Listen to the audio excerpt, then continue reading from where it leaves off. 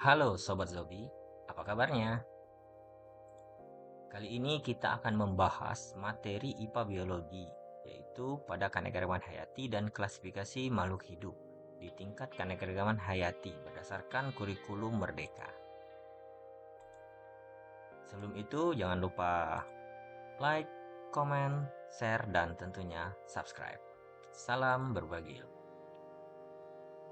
Keanekaragaman hayati yang terdapat di tiap wilayah itu berbeda-beda, karena itu kita akan membahasnya satu persatu. Yang pertama itu tingkat keanekaragaman hayati. Yang kedua, keanekaragaman hayati Indonesia. Yang ketiga, usaha pelestarian keanekaragaman hayati. Yang keempat, tipe ekosistem. Yang kelima, menghilangnya keanekaragaman hayati. Yang keenam, yaitu klasifikasi makhluk hidup. Dan yang pertama, kita akan membahas tingkat keanekaragaman hayati. Keanekaragaman hayati atau biodiversitas adalah variasi organisme hidup pada tiga tingkatan, yaitu tingkat gen, spesies, dan ekosistem. Berdasarkan pengertian, keanekaragaman hayati dapat dibedakan menjadi tiga macam, yaitu gen, genetik, spesies, yaitu jenis, dan keanekaragaman ekosistem. Keanekaragaman gen adalah perbedaan atau variasi gen yang terjadi dalam suatu spesies makhluk hidup.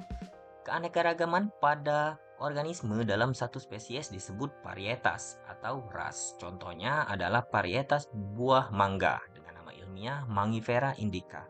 Misalnya yaitu yang A, mangga gendong, gincu, yang B itu mangga apel, yang C mangga gadung, dan yang D yaitu mangga indramayu.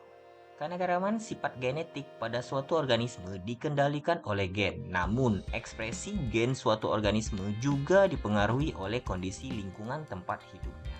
Selengkapnya dapat dilihat pada gambar. Selanjutnya, keanekaragaman jenis yaitu spesies adalah perbedaan yang dapat ditemukan pada suatu komunitas atau kelompok berbagai spesies yang hidup di suatu tempat.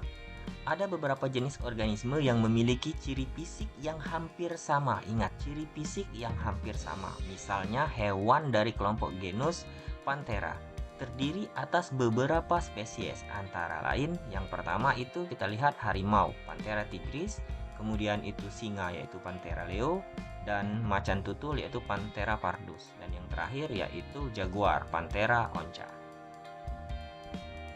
Selanjutnya yaitu keanekaragaman ekosistem.